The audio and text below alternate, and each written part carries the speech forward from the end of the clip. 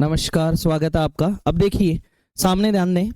आज हम GP start करेंगे और हमें जीपी के ऊपर बात करनी है। जीपी का मतलब होता है ज्योमेट्रिक प्रोग्रेशन।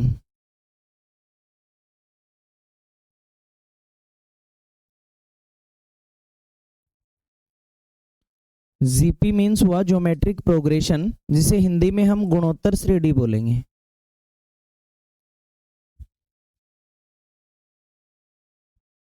गुणोत्तर श्रेणी जीपी। जिस प्रकार से हमने एपी पढ़ी थी उसी प्रकार से हमें जीपी भी पढ़नी है। एपी के अंदर हम ए, फिर ए प्लस डी, ए प्लस 2d, ए प्लस 3d, nवें पद के लिए ए प्लस n-1d के लिए गए। उसमें समांतर श्रेणी यानी हर पद समान अंतर से बन रहा था। हर पद किससे बन रहा था? समान अंतर से बन रहा था, सेम डिफरेंस से बन रहा था।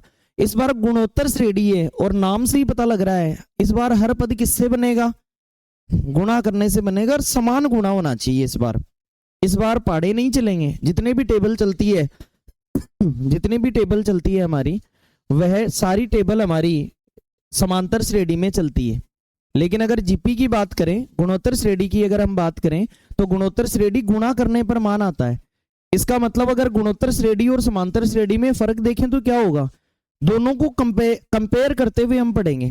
अगर समांतर श्रेणी की बात करें तो पहला पद हमारा ए था, सेकेंड टर्म क्या था? ए प्लस डी, थर्ड टर्म क्या था? फोर्थ टर्म क्या था? इसी प्रकार से चलते जाएंगे। तो हमने ये भाप लिया था कि डी दूसरे पद से चालू हो रहा है, तो 5वें पद में डी 4 बार आएगा, 10वें पद में डी 9 बार आएगा, 50वें पद में डी 49 बार आएगा, तो nवें पद में डी n में से 1 बार कम आएगा। बोलो क्लियर? ये हमने समांतर श्रेणी में पढ़ा था। अब गुणोत्तर श्रेणी से कैसे रिलेट करें? क्योंकि समांतर श्रेणी तब बन रही थी जब पदों को जोड़ रहे थे हम, पदों को जोड़ने से बन रही थी। इस बार पदों को गुणा करने से बनेगी। गुणा करने का मतलब कोई ना कोई चीज जैसे जुड़ रही थी डी, वैसे ही गुणा होगा। तो अगर डी यहां मान लिया तो गुणोत्तर श्रेणी। ये तो मैंने एपी की बात की। अब हम जीपी की बात करेंगे। आज हमने गुणोत्तर श्रेणी स्टार्ट की है। गुणोत्तर श्रेणी के अंदर अगर फर्स्ट टर्म में ए मान लेता हूं तो दूसरे पद में प्लस माइनस होगा या गुणा होगा? गुणा होगा। इसका मतलब इसको एडी ना मानकर गुणा वाली चीज को मैं क्या मान लूंगा? आर मान लूंगा। तो ए आर मान लिया मैंने। ए आर पहला पद है या दूसरा पद है? दूसरा पद है। अब समान संख्या जुड़ रही थी तो इसमें समान संख्या गुणा होगी। तो अगर जब आपने इसमें आर गुणा किया तो अगले पद में एक आर और गुणा करना पड़ेगा, A R square. A R square दूसरा पद है या तीसरा पद है? तो चौथे पद में ए आर का, पांचवें पद में ए आर की, छठवें पद में ए आर की पावर है। इसी प्रकार से आपने देखा कि जो पद चल रहा है आर उससे एक कम चल रहा है, क्योंकि आर दूसरे से चालू हुआ था। अगर आर दूसरे पद से चालू हुआ था तो 10वें पद में आर की पावर 9, 15वें पद में आर की पावर 14, 50वें पद में आर की पावर 49, तो nवें पद में ए आर की पावर में कितना आ जाएगा? n-1। Very important. जैसे एपी में nवा पद इंपॉर्टेंट था, वैसे ही जीपी में nवा पद क्या होता है? याद रखें, ए आर की पावर n-1। याद रखना हमेशा, ये जीपी में nवा पद है, बेहतरीन तरीके से बार बार काम में आ जाएगा। अगर हमने एपी पढ़ी तो एपी में nवा पद ये जितना इंपॉर्टेंट था उतना ही इंपॉर्टेंट जीपी के अंदर ये nवा पद। nवा यानी कोई सा भी पद जो n का मान दे के निकलवा ले। अगर आपसे गए छठवां पद बताओ तो एपी में कहते थे a प्लस 5d। क्या कहते थे? ऐसे ही इसमें कहेंगे ए आर की पावर 5, ए आर की पावर 10वां पद ए आर की पावर 15वां पद ए आर की पावर 14, 20वां पद ए आर की पावर 19, 27वां पद ए आर की पावर 45वां पद ए आर की पावर, अगर 11वां पद बोले तो ए आर की पावर, तीसरा पद बोले तो ए आर की पावर 2।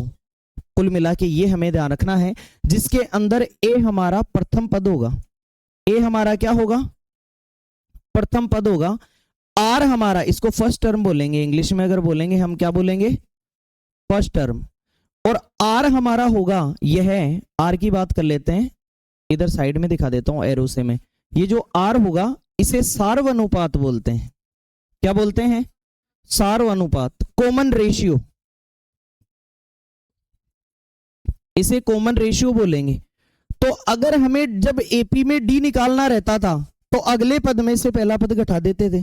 जैसे A2 में से A1 घटा देंगे अगर अपन, A2 में से A1 तो D बच जाता था, केवल इसी में से घटाएं या किन्हीं भी लगातार दो पदों का अंतर D आता था, किन्हीं भी लगातार, क्योंकि हर में एक एक D बढ़ता जा रहा है, हर में एक एक D बढ़ता जा रहा है, तो कहीं से भी उठा लो। अगर आपको ये पता है कि ये AP है तो लगातार कोई भी टर्म उठा लो, बड़ी वाली टर्म में से छोटी वाली टर्म घटा दो, D आ जाएगा। बोलो क्लियर।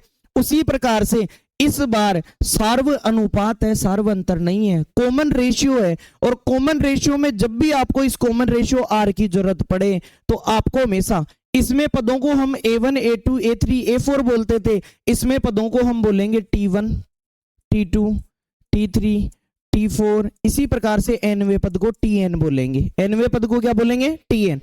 तो ओवरऑल इस बार आपको माइनस नहीं करना, R चाहिए तो T2 अपॉन क्या करना है, T1, बड़े वाले पद में से जस्ट छोटे वाले पद का भाग देना है, R का मान आ जाएगा। कैसे आया देखे देख लो ना, किसने मना किया है, बताओ। सेकंड टर्म कितना था, AR, और इसमें अगर फर्स्ट टर्म का भाग दे लूं तो बताओ R आया या नहीं आया, आ गए।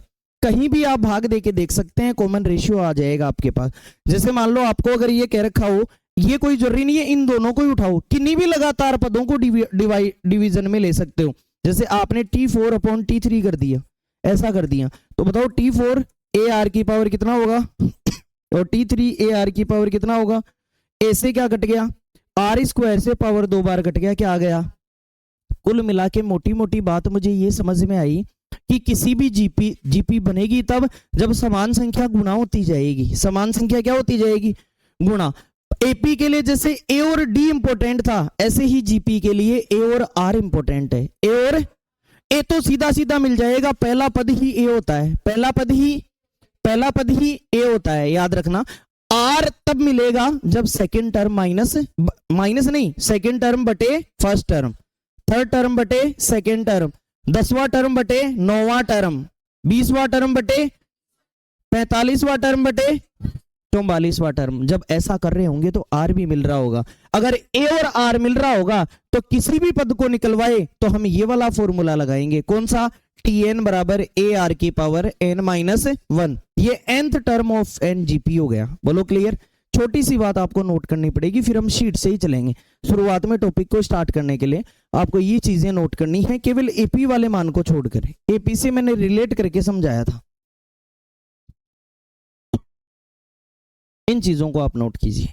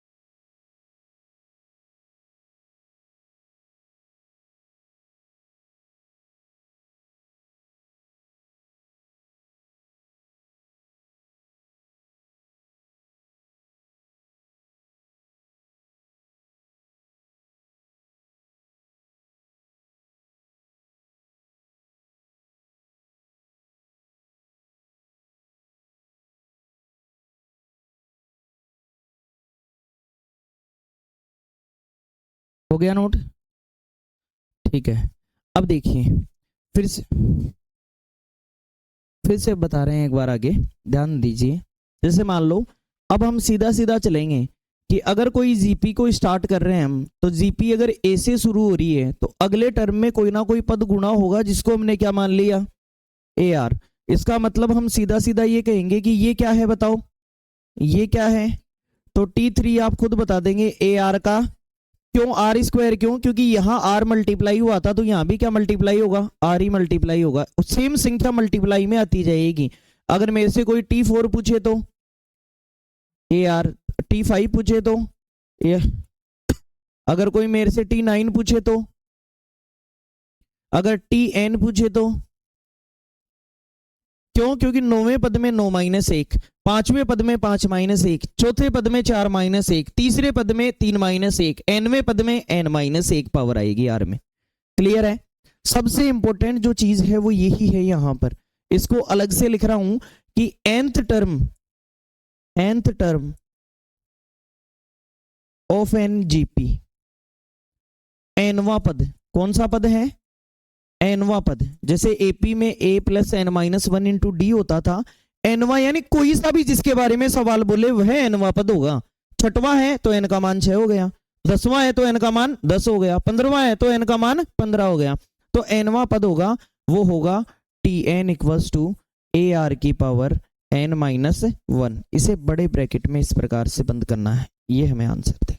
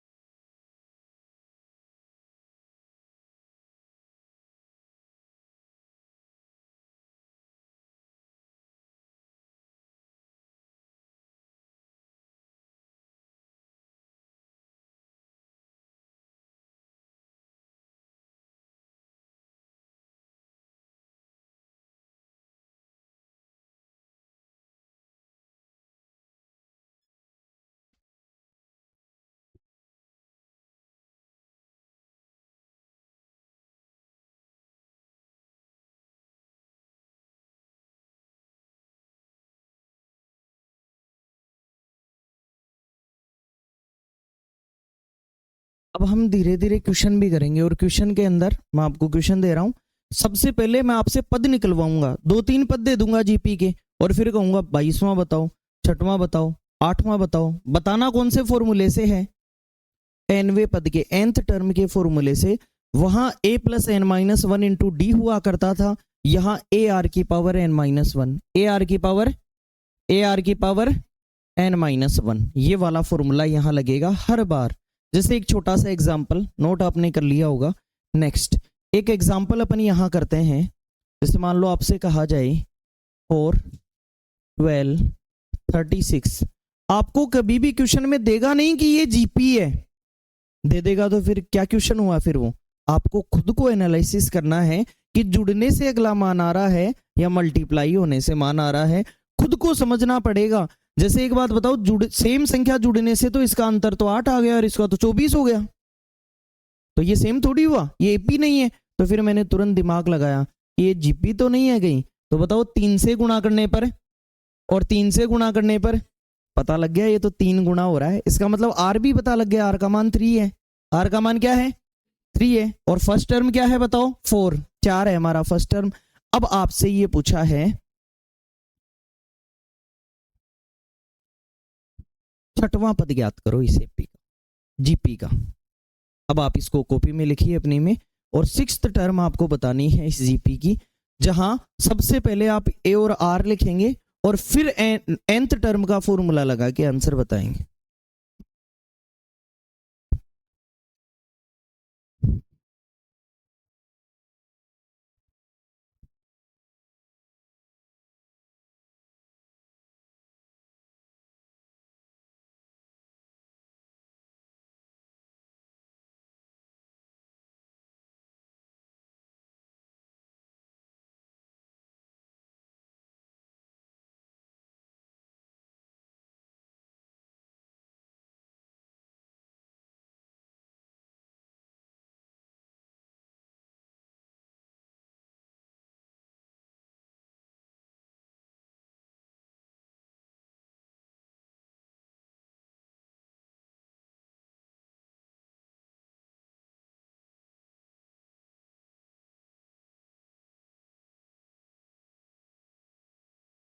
आया आंसर?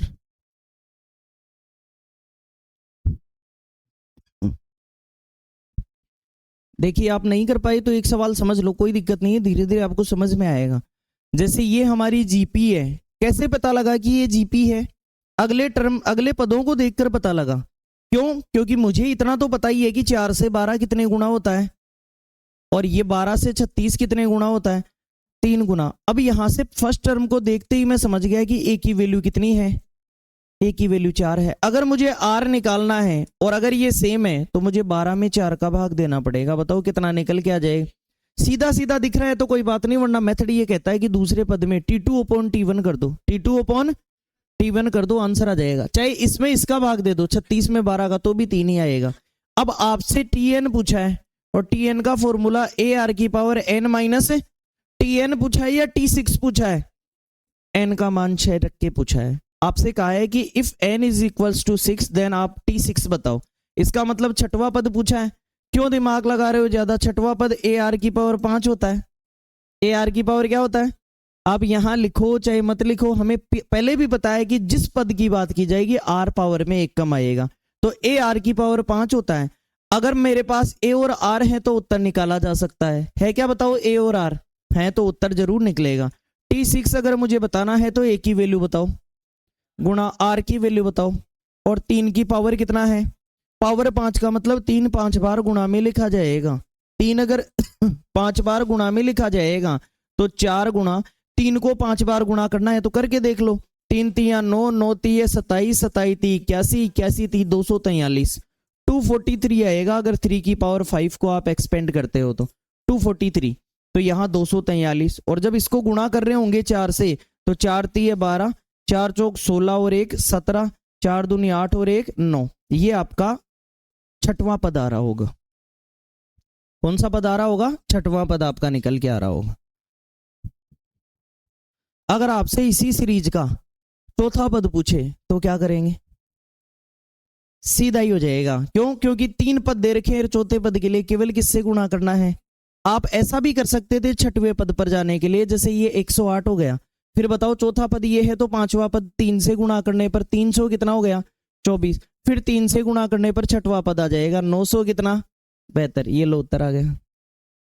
ये जो 972 आपने यहां से निकाला है वो, अगर छोटे पदों का अंतर हो तो आप नॉर्मली सीरीज से भी जा सकते हैं, कॉमन रेशियो को मल्टीप्लाई करते जाओ। अगर हमें पता है कि 3 से गुणा कर रहा था और 3 पद है तो जस्ट 3 ही तो और लिखने हैं, छठवा आ जाएगा। तो मैंने 3 से गुणा किया तो 12, 36, 108, 324, 972, हम आंसर तक पहुंच गए। नोट करो।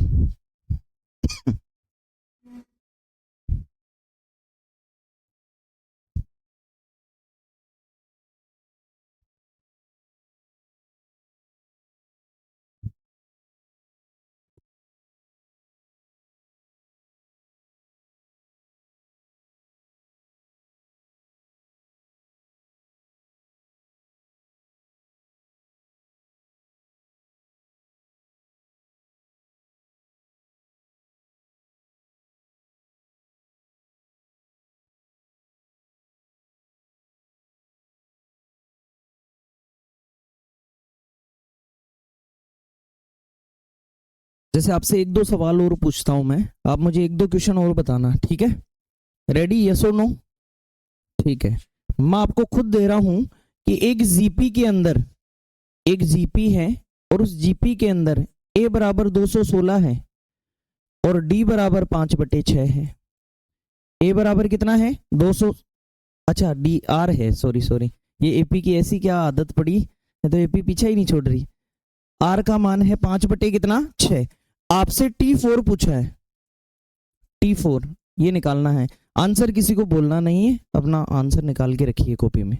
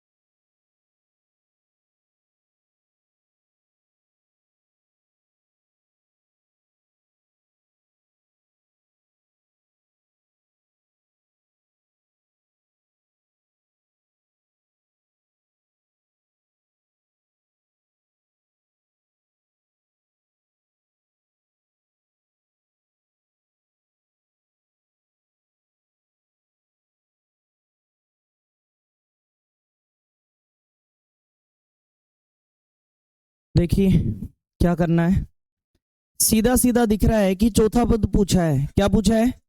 मैं दिमाग ही नहीं लगाऊंगा, मुझे क्या बताना है, n-1। वो तब लगाएंगे जब अलग अलग डेटा दिया हो। जब पता है चौथा पद है तो AR3 होगा, 10वां पद है AR9 होगा। और बता क्या रहा हूँ, यही तो बता रहा हूँ मैं। अब यहाँ भी अपन ऊपर 4-1 थोड़ी लिखेंगे, यहाँ तो हमें थोड़ा मैच्योरिटी से काम करना पड़ेगा कि चौथा पद है तो AR3 होगा। हमारे पास A भी है और R भी है। बताओ A की वैल्यू कितनी, 216 गुणा R की वैल्यू कितनी, 5/6, और R की पावर है कितनी, 3 का मतलब दोनों 3-3 बार गुणा होंगे। 5 भी खुद से 3 बार होगा और 6 भी खुद से 3 बार। तो 216 गुणा 125, 5 का क्यूब कितना होता है 125, और 6 का क्यूब 216 से क्या कट गया, आंसर क्या आ गया, किसकी वैल्यू है ये हमारा आंसर। किस किस का आंसर आ गया था? ठीक है,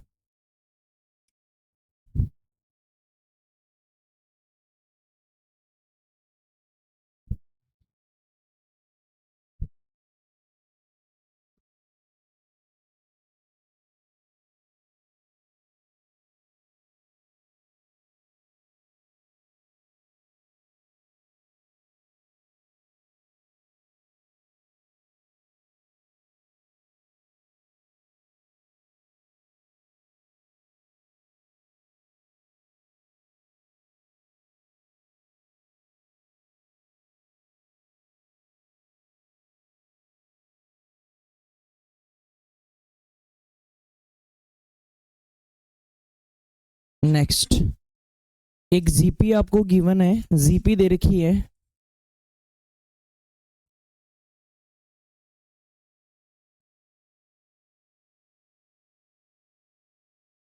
क्या पूछा है आपसे, मतलब पूछा क्या है ये बताओ ना। T11 का मतलब क्या है,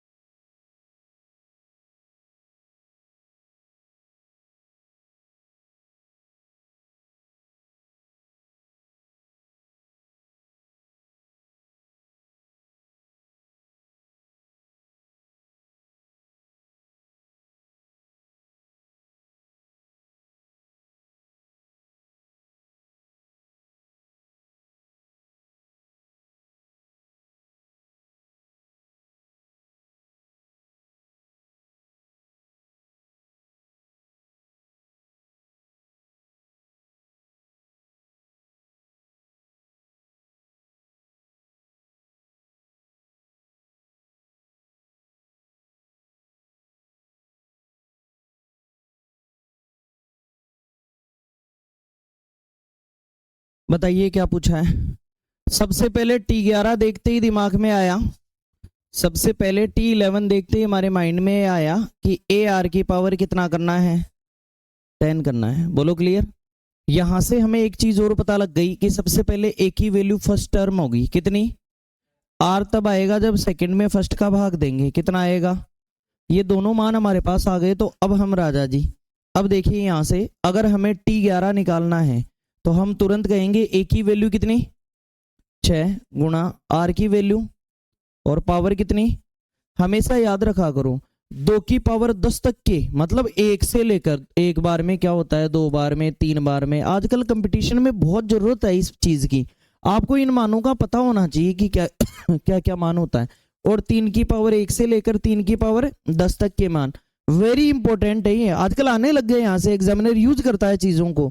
जैसे 2 की पावर 1 2 होता है, ये 4 हुआ, फिर 8, फिर 16, फिर 32, 64, डबल होता जाए। ऐसे ही 2 की पावर 10 का मान 1024 होता है, याद होना चाहिए, ये कंपलसरी है, वरना गुणा कर करके टाइम वेस्ट करना पड़ेगा। तो यहां से हम 6 गुणा 2 को 10 बार गुणा करेंगे तो 1000 कितना आएगा, 24, और इसको किससे गुणा करना है, 6 से। क्या आंसर आ रहा है, ये आ गए हमारे पास। क्लियर है, यस और नो? ठीक है, नेक्स्ट आगे बढ़ते हैं। कर लिया था? नेक्स्ट, एक जीपी है आपके पास और जीपी दे रखी है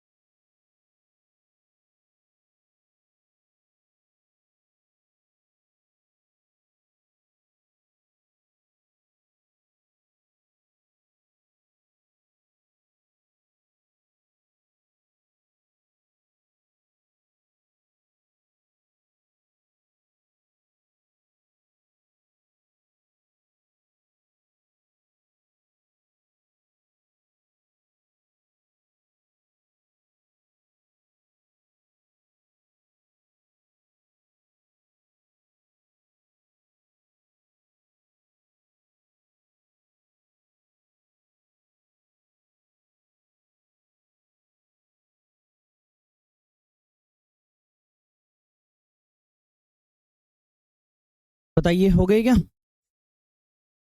देखो, जो 8th टर्म है हमें पता है सीधा कि ए आर की पावर कितना होगा, इतना पकड़ने लग गए ना बात को, तो फिर धीरे धीरे आपको चीजें आने लग जाएंगी, ठीक है। और अगर आपको 10वें पद की बात की जाए तो ये ए आर की पावर कितनी है, 9।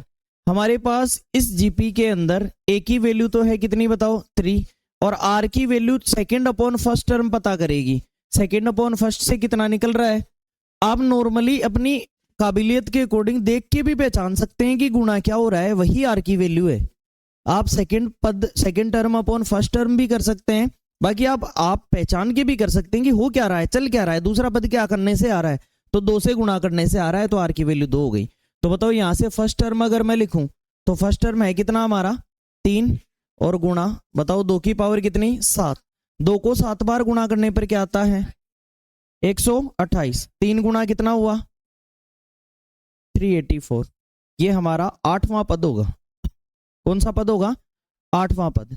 नेक्स्ट हम अगर इससे आगे बढ़े तो हमने कौन सा इस जीपी का कौन सा पद पूछा है 10वां पद। इसमें ए आर की पावर ए की वैल्यू कितनी है हमारे पास, और वो ही आर की वैल्यू फिर पहचान गए हम किससे गुणा करने पर, तो सीधा लिख रहा हूं मैं, बाकी आप कर भी सकते थे दूसरा पद बटे पहला पद, लगातार किन्हीं भी 2 पदों को बटे में लेके बता सकते हो, लेकिन बड़े वाला ऊपर होना चाहिए और फर्स्ट टर्म नीचे होनी चाहिए। तो अब बताओ अगर यहां से अगर अपन मान रखते हैं तो आर की वैल्यू कितनी आई 5 गुणा यहाँ 2 और पावर कितनी 9, 2 को 9 बार गुणा करते हैं 500, 500 का 5 गुना 2500 और 12 पंजे 60। आंसर क्या आया, ये हमारा आंसर आ रहा होगा। क्लियर है क्या, ठीक है। नेक्स्ट अगला सवाल।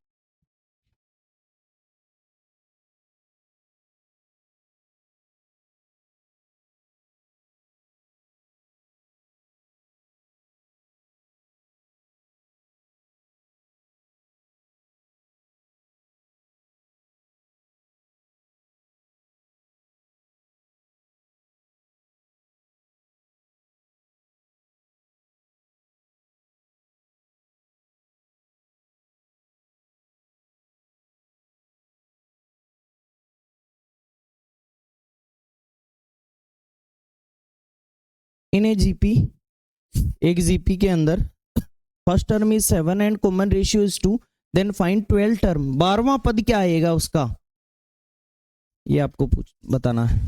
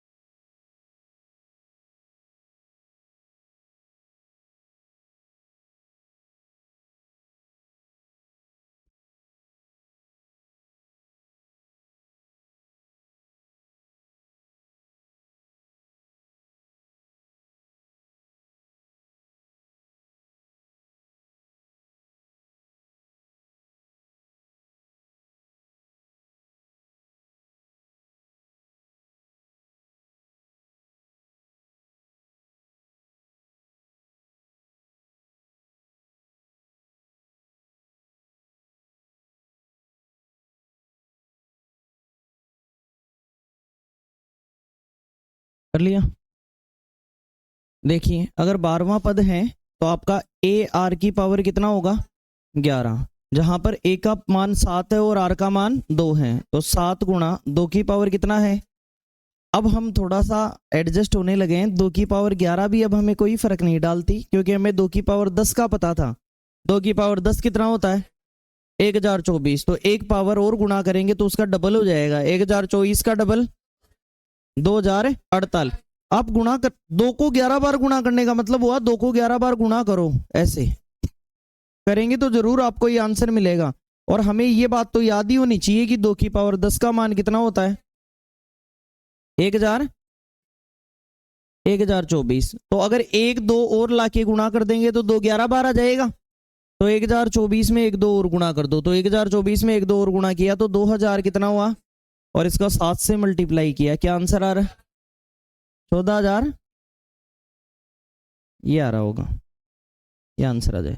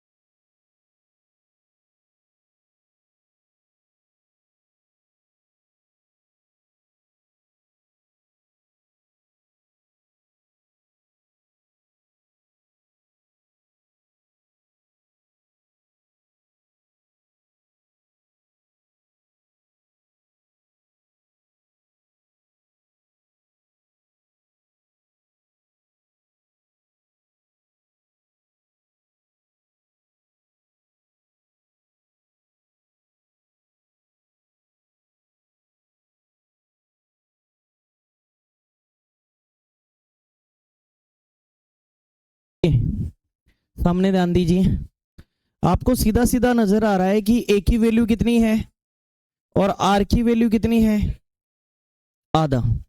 कुल मिला के आप दूसरे पद में पहले पद का भाग दो, आर का मान आ जाएगा, 4 में 8 का भाग दो, 1/2 आ जाएगा। या सीधा सीधा समझ में भी आ रहा है कि आधा करने पर, फिर आधा करने पर, फिर आधा करने पर मामला बनता जाएगा। आपको कौन सा पद पूछा है, nवें पद का फॉर्मूला होता क्या है, ny पूछ लिया तो एग्जैक्ट मान ना आके n के पदों में आ जाएगा। अगर 10वां पूछता तो n का मान 10 लिख देते, nवां पूछा है तो n ही रखना है, nवां पूछा है तो n ही रखना है, जो n का मान नहीं दिया इस बार तो वही रखना है।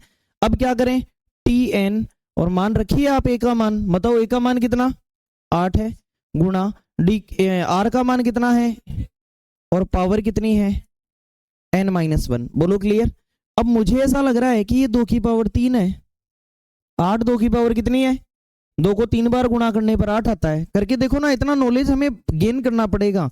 देखो 2 दूनी 4 दूनी, 2 3 बार आता है तब 8 बनता है, तो मैं 8 को 2 की पावर 3 भी तो लिख सकता हूं, 8 ही तो है उसकी वैल्यू भी, तो इसको मैं ये लिख सकता हूं। तो आप खुद देखिए कि ये 2 की पावर 3 है। अब आप कहेंगे सर अगर ये 2 ऊपर आ जाए तो आधार समान है तो गुणा में घातें जुड़ जाती हैं। बोलो क्लियर।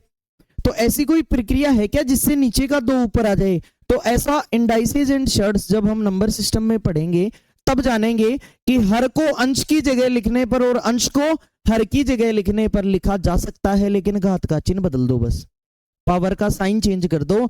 आप नीचे वाले मान को ऊपर लिख सकते हो और ऊपर वाले को, बस पावर का साइन चेंज जो चेंज करना है आपको।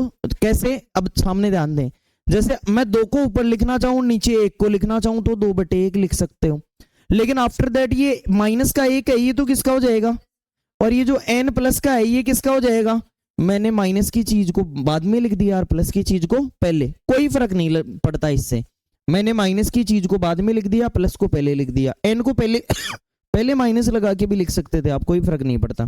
सर इससे आपने क्या खोया, क्या पाया, कुछ नहीं पाया, बस इतना सा पाया यहां से कि 2 की पावर 3 है और 2/1 का मतलब 2 ही तो है, और इसकी पावर 1 माइनस क्या है। अब कहने वाले गणितज्ञ ये कह रहे हैं कि आधार समान है तो गुणा में घातें जुड़ जाती हैं, और ये घातें एक ही 2 की पावर में आ जाएंगी। एक ही 2 की पावर, पहली पावर कितनी है 3, और बताओ जोड़ो दूसरी पावर को, कितनी है 1 - n। बोलो क्लियर। दोबारा सुने यहां से, हमने ए की वैल्यू हमारे पास थी, आर की वैल्यू हमारे पास थी, nth टर्म का फॉर्मूला हमारे पास था। जब हमने इन मानों को रखा तो मेरे ही दिमाग में थोड़ी ऐसा आया कि ये 2 की पावर 3 है, ये 2 है, तो कुछ ना कुछ करके 2 को एक जगह मिला देते हैं, समझ गए, ताकि और इजी आंसर हमेशा आंसर देना है तो इजीएस्ट आंसर देना पड़ता है, तो अगर हम इन्हें मिक्स कर देंगे तो और इजी आंसर आएगा। तो और इजी आंसर आने के लिए मैंने क्या किया, मेरे पास एक तरीका था, 2 नीचे पड़ा था और 2 की पावर 3 ऊपर थी, तो पहले बराबर तो आए तभी तो गुणा में घातें जुड़ेंगी। तो बराबर लाने के लिए मेरे पास एक तरीका था कि नीचे वाले मान को ऊपर ले आओ और ऊपर वाले को नीचे, बस पावर का चिन्ह बदल दो। तो मैंने बदल दिया, मैंने नीचे वाले मान को ऊपर लिख दिया, ऊपर वाले को नीचे, और n को माइनस का कर दिया और 1 को प्लस का कर दिया। ऐसा ही हमेशा करना है। ऐसा करने से क्या मिल गया, मैंने कहा 2 की पावर 3 और 2/1 का मतलब 2 ही होता है, 2 में 1 का भाग कितनी बार गया, 2 बार, तो 2 ही होता है, और पावर 1 - n।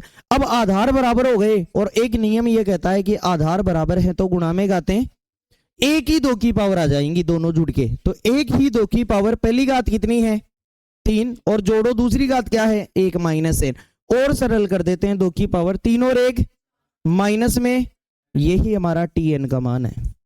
ये हमारा ऑप्शन में मिलेगा आपको, इस बार nवां पद पूछा था तो ये आपको ऑप्शन में मिलेगा। किस किस का आंसर आ गया था, बाकी नोट करें।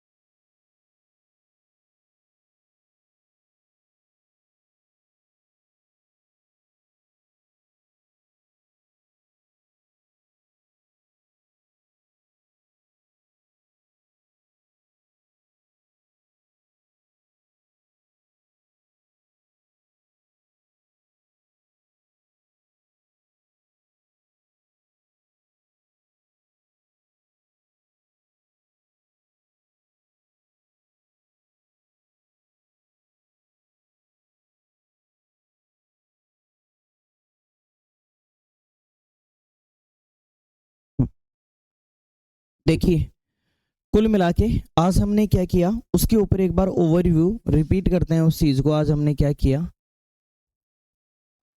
आज हमने यहां से स्टार्टिंग की जिसके अंदर ये एपी की कुछ बातें की थी, फिर जीपी स्टार्ट की हमने, और जीपी के अंदर हमने ये बात किया कि जैसे एपी चलती है उसी प्रकार से जीपी चलती है। एपी जुड़ जुड़ के चलती है और जीपी गुणा हो के चलती है। जब जुड़ रहा था तो सेम चीज जुड़ रही थी जिसे सार्वंतर बोला करते थे, कॉमन डिफरेंस बोला करते थे। अब गुणा हो रहा है तो उसे सार्व अनुपात बोलेंगे, कॉमन रेशियो बोलेंगे। सार्वंतर एपी के अंदर तब आया करता था जब दूसरा पद माइनस पहला पद किया करते थे, और जीपी के अंदर सार्व अनुपात तब आएगा जब नेक्स्ट टर्म माइनस उससे पिछले वाले टर्म को माइनस ना करके अपोन में कर दें। आगे वाली जैसे T2 upon T1, T5 upon T4, T11 upon T10, हर जगह से आपको आर मिल रहा होगा। क्लियर। यहां सबसे इंपॉर्टेंट जो रोल है वो इसके nवें पद का है, nth टर्म का है। हमें पता है कि समांतर श्रेणी में दूसरे पद से डी चालू होता था जो जुड़ने वाली चीज, उसी प्रकार से गुणोत्तर श्रेणी के अंदर ज्योमेट्रिक प्रोग्रेशन के अंदर दूसरे पद से क्या चालू होगा, आर चालू होगा। अगर दूसरे में एक आर आएगा तो चौथे में 3 आर, 10वें में 9 आर, nवें में n-1 आर। ध्यान रखें इस बात का। उसके बाद में मैंने अलग से एक बार फिर से ये चीजें लिखी, फिर मैंने कहा कि फर्स्ट टर्म ये होगी, nth टर्म का फॉर्मूला अलग से मैंने आपको लिखा कि याद रखिए, ये याद रखिए, याद रखिए। बार बार कहा था एपी में भी पदों के योग और nवें पद का फॉर्मूला इंपॉर्टेंट था, उसी प्रकार से यहाँ भी आपको सम की बात आगे करेंगे। पहले कोई भी टर्म निकालने का फॉर्मूला तो सीखो। कोई भी टर्म 10वां है तो भी निकालेंगे, 15वां है तो भी, 100वां है तो भी, दूसरा है तो भी, कोई भी टर्म निकालने का फॉर्मूला ये है। एपी में क्या था, एपी में क्या था, a plus n-1 into D था। तो यहां a r की पावर n-1। फिर मैंने आपको एक छोटा सा एग्जाम्पल कराया, इस एग्जाम्पल के थ्रू a की पहचान करवाई, r की पहचान करवाई, और मैंने कहा कि इसका कौन सा टर्म निकालो, आप 6th टर्म निकालो, 6वां पद निकालो। आपने AR5 कर दिया, और a और r था, रख दिया और आंसर बता दिया तुरंत ही, कितना 972। आफ्टर दैट आपने क्या किया, आपको मैंने इक्वेशन दिया जिसमें a और r दे दिया, और चौथा पद आपको आता था कि AR3 होगा तो AR का क्यूब होगा, तो आपने इसको मान रख दिया, ये पद बता दिए। आफ्टर दैट मैंने इक्वेशन दिया इसी प्रकार से और आपसे 11वां पद पूछा। अब आपको धीरे धीरे बातें समझ में आने लग गई थी कि 11वां है तो AR10 बताना है, AR की पावर 10, तो AR की पावर 10, A भी है R भी है, वैल्यू रख दी, आंसर बता दिया। फिर नेक्स्ट मैंने ऐसा इक्वेशन और दिया जिसमें A और R निकाल लिया हमने, और इस बार T8 बताना था, 8वां पद बताना था, AR की पावर 7। उसी प्रकार से नीचे इक्वेशन और दिया जिसके अंदर T10 बताना था, तो AR की पावर 9। A और R है तो हम राजा जी हैं, ध्यान रखना। अगर समांतर श्रेणी में A और D होता था तो हम कुछ भी बता सकते थे, कोई भी टर्म बता सकते थे। उसी प्रकार से A और R है तो हम बहुत कुछ बता सकते हैं जीपी के अंदर। अगर इसके आगे बात करें तो हमने ऐसे A और R दिया, और फिर मैंने पद पूछा आपसे। नेक्स्ट आफ्टर दैट मैंने nth टर्म पूछा, जो बहुत अच्छा सवाल, और आप में से कई लोगों ने इसे सोल्व भी कर दिया। nवें पद का मान पूछ लिया तो n को n ही रखना है, बाकी रख दो मान। यहां बहुत कुछ सीखने वाला था कि अंश को हर और हर को अंश बनाने पर पावर का साइन चेंज हो जाता है, ये सीखने वाली बात थी। सेकंड जो थिंग थी वो ये थी कि अगर बेस सेम है तो गुणा में, मल्टीप्लाई में पावर ऐड हो जाती हैं, आधार समान है तो गुणा में गातें जुड़ जाती हैं, ये याद रखना है, ये याद रखने वाली बात थी। यहां तक आज हमने पढ़ाई की है। जीपी को आज के सेशन में हम यहीं तक रखते हैं। Thank you so much.